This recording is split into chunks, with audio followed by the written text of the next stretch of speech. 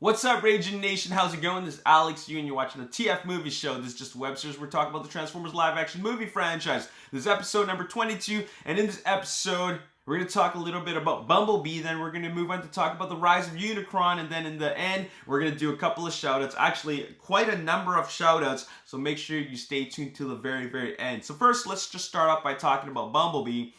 And Bumblebee comes out in just less than 4 months from now. That's not a whole lot of time. It's going to zip by really, really fast. And this movie is on its way. And not only that, the marketing machine is in full effect. After all, you know, the Hasbro and Paramount marketing team has been making their rounds all around the globe in various conventions and all kinds of special events. And also, we got theater standees. The theater standees are actually showing up in cinemas. As you can see, this is what it looks like. It's very, very cool. And now it is showing up in actual cinemas. It's already here. And it's a great way to get people aware that there is another Transformers film coming out, but it's not called Transformers. It is called Bumblebee. Therefore, it is centered on the title character. That's very, very exciting. This is a great looking standee. Typically, we see the giant Optimus Prime standees, and I think the Age of Extinction one had one where he's riding on Grimlock. But this one is just strictly Bumblebee, and this is a great looking standee. So I think when we get closer to the release of the film, let's do a contest of some kind where I get you to take a photo with Bumblebee and doing some sort of pose. I haven't thought about it yet, but we'll do that contest as we get closer to the release of the film. Anyways, now let's talk about Blitzwing, because he is in the movie. As you already know, in the previous episode, I mentioned that David Sobolov tweeted that he was going to be appearing in the movie as a voice actor. He's doing voiceover work for a character in Transformers, which he wasn't allowed to reveal. And then the day after I uploaded the video, then he revealed that he was going to be playing Blitzwing. So there will be no signs of Starscream whatsoever as an actual character. Starscream will be there in spirit in his G1 form, because that looks like Starscream. But this is the official announcement from the voice actor himself that he is going to be playing Blitzwing. As you already know, we have Angela Bassett as Shatter, and then Justin Theroux as Dropkick. Jess Harnell is going to be doing some voice acting, but hasn't really been announced which character.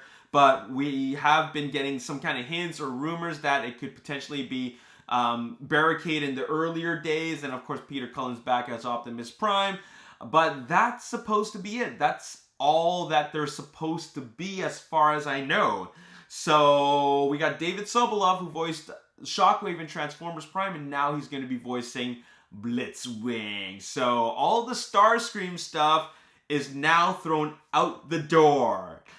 Starscream just looks like that Starscream looks like the way he does in this movie. I mean, sorry, what am I talking about? Blitzwing looks like Starscream, and that is the only thing that will have any sort of reference to Starscream. That is it. But the character itself is nowhere to be found. He only looks like that, and he's Starscream in spirit. So you're just gonna have to accept it. I know a lot of people won't accept it. I know a lot of people are very upset about the fact that that's not Starscream, but this is not actually a reboot. This is a prequel to the films that we've already seen, but in a way it is a reboot in the sense that they're doing something entirely new, and they intend to do new things for the future of the franchise. So that's what's happening. Now, at this point where they have confirmed that is Blitzwing, and there's a voice actor voicing Blitzwing, how do I feel about that? I accept it. I've accepted it. It's already said and done. What's done is done. It's time to move on, and it's time to anticipate what could potentially be a great Transformers film. So therefore, let's just stop complaining about the fact that this is no longer Starscream. We know what Starscream looked like in Michael Bay's last 5 films, and well, that's how he looked. And that is that. So therefore, I don't think there's anything more to really talk about. Blitzwing in Bumblebee is going to be a Seeker. This is what Seekers look like. Maybe in the future we're going to get Thundercracker and Skywarp, and he's going to look similar to that. And if they do look similar to that, then that will be pretty cool. Now, I'm just thinking, are Dropkick and Shatter also Seekers? Because there is the theme of triple changes going on. Dropkick and Shatter being triple changers. Blitzwing, we know, is a triple changer in G1, but is he really going to be a triple changer in this film? So that, I think, needs to happen. But if he isn't, then whatever. What can we do?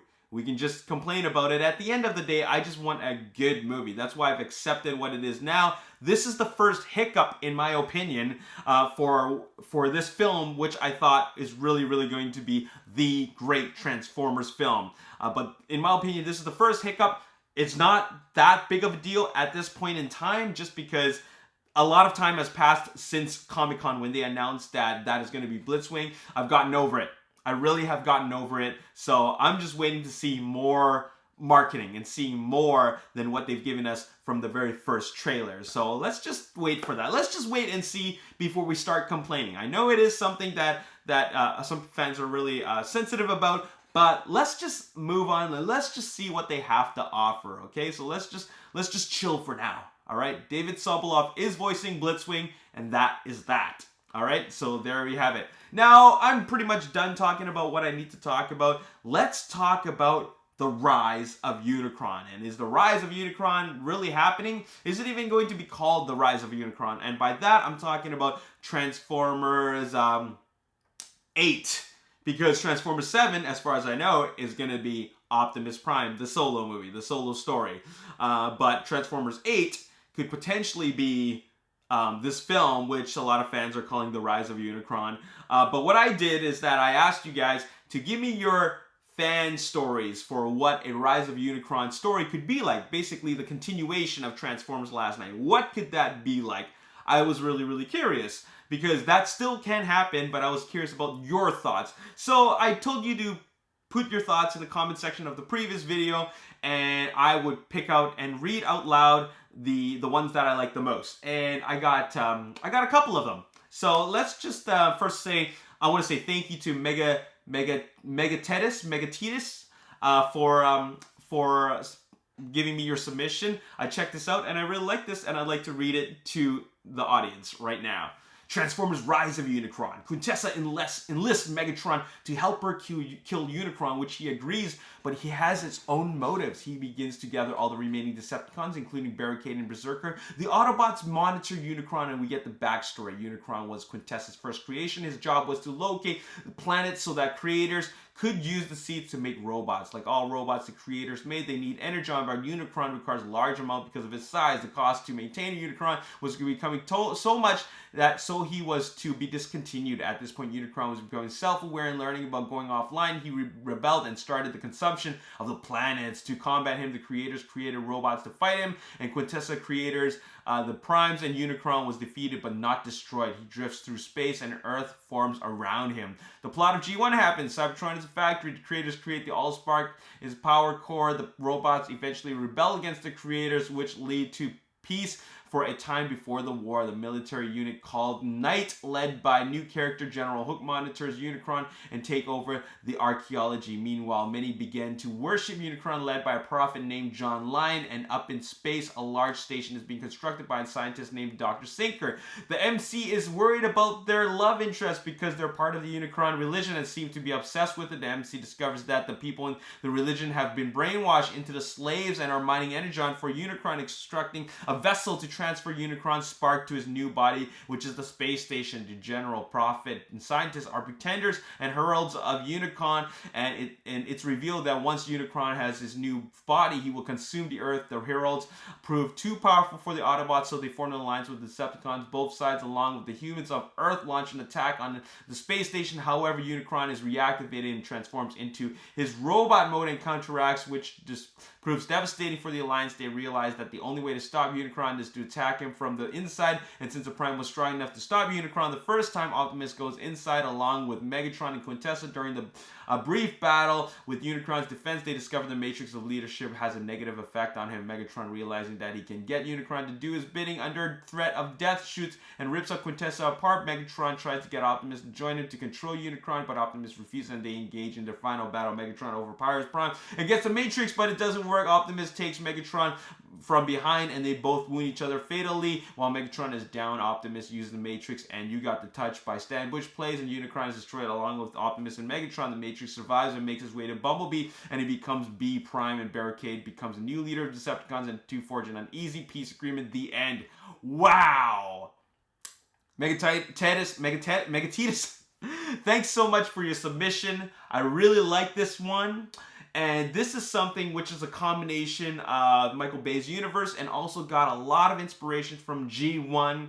And I just felt that this is something that really felt like it was also influenced by the 1986 movie, so therefore I love a lot of elements about this. It's also very creative as it has a lot of original elements in it, so therefore it's a really good combination of a lot of your ideas along with variations of what we've already seen, which is something that I really appreciate. So thank you so much for your submission. And then I also want to give a big shout out to Nick Girk for providing his interpretation of what Transformers Rise of Unicron could be. Rise of Unicron, Autobots regroup with the Knights. Humans start to prepare for their next mission and analyze what the horns are. After Autobots regroup, a couple of new arrivals appear. Nose Cone, which is a drill tank, Blue Streak, a blue sports car, and Wreck-Gar, a dump truck. After introduction to new bots, we see Megs face surface from body of water near Stonehenge. Then he recedes back under. Quintessa summons him to Egypt or wherever she was at the end of Transformers Last Night. He comes to her but says nobody summons Megatron, and they get into a dispute, but she gives him a new arm and purplish flail. Flails have the chains and say that the humans still hold some cons in the base in Madagascar. Megs goes and breaks up 4 KSI drones that still function. Drag Strip, Breakdown, Y Rider, and Dead End, and he breaks out for an F-35 or whatever they can license. A former that ends up being Cyclonus, a tank former Bludgeon, and a black and gray semi-truck Motormaster. The Autobot and the human says the best way to get Unicron is through an inactive volcano. Nose Cone has to drill through some of the earth to get to Unicron. As they do so, Quintessa sends Megs and his crew down behind them. As all of them advance through Unicron, characters that don't transform come flying overhead and resemble the Sweeps. They are Knights of Unicrons. They fight, Drift and Bludgeon have it out with each other. The Cybertronian Knights fight the Knights of Unicron. We see Unicron manifestations double the size of Optimus, and the Stunticons combine and fight them as Menasor. The bots and cons realize that they need to work together to destroy Unicron. We get some more backstory with Prime, Megs, and B, yada yada yada. Prime, B, Megs, and Cyclonus come upon a metal being that is sitting on the throne. It's the Rio Unicron, who is nearly linked to the planet. They work together to destroy him. After that, we get an all-out duel with Prime using a war axe from the Knight ship and Megs with his flail. Then a conclusion, which I'll leave to the directors. Hey, I really like this one because it has one of my favorite combiners, the Stunticons. I love the idea of putting the Stunticons in this. It is awesome. And once again, it is a combination of Michael Bay's universe and it's got influences from G1, and this is a direct continuation of Transformers Last Night. It picks up where it left off, and I love the idea of introducing brand new characters and also going through a volcano, which is a pretty awesome scene which I could totally visualize. I love the idea of the Knights fighting the Knights of Unicron. And also, I love the fact that the Unicron, like the big robot, is really just a vessel for someone who's actually controlling them, which is Unicron in his true self. So that is very cool. Awesome job, Nick. That is excellent. And so I want you guys to, if you really enjoyed these stories, why don't you head over to the comment section of the previous episode and give them a thumbs up to show them that you really like their stories. As for the rest of everybody else that submitted your stories, they were great. I read them all. I thought they were excellent.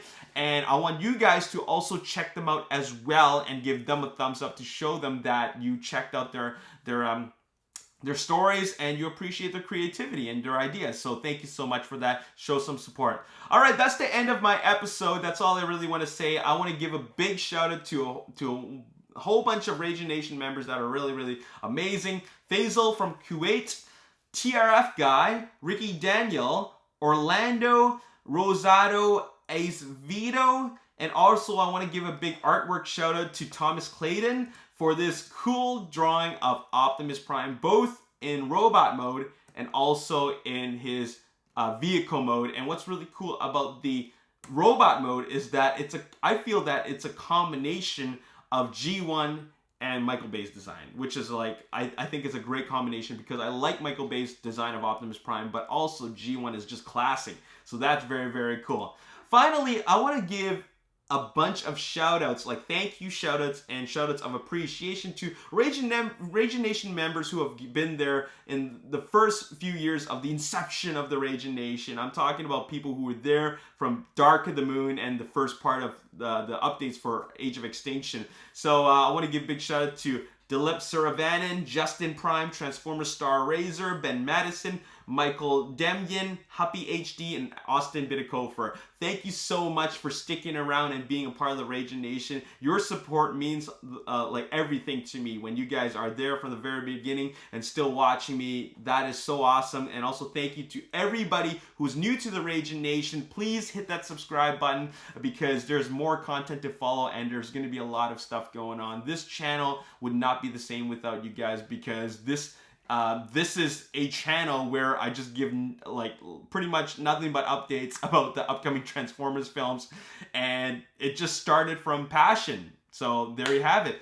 That's all I got to say in this episode. That's all I got for you guys. Hopefully there's more news to come out. The marketing machine is going to be like just going heavier and heavier as we get closer to the release date. So there's going to be a lot to see and we're going to have a lot to talk about. As always, if you enjoyed this episode, you want to see more, make sure you hit that like button, subscribe to the YouTube channel, like me on Facebook, The Ragin Nation. Also follow me on Twitter, Ragin Nation. My name is Alex. Thanks for watching. See you next time. Peace.